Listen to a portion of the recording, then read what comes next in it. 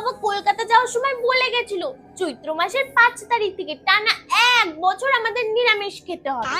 আর মাছ খাওয়া তো দূরে থাক, মাছ তো ছোঁয়াও যাবে না। কি বলছিস নাকি?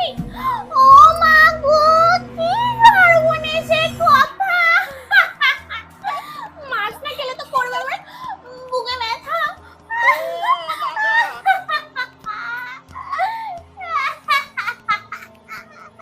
কি সর্বনেশে কথা গো! ও মা, বুকে ব্যথা করবে কেন? তুমি তো নিরামিষ খেতে খুব ভালোবাসো, তুমি রোজ রোজ অনেক অনেক নিরামিষ রান্না করবে আর আমরা মন ভরে খাবো। না বাবা না, আমি ওই গাছের ডালে না খেয়ে থাকবো তাও ভালো।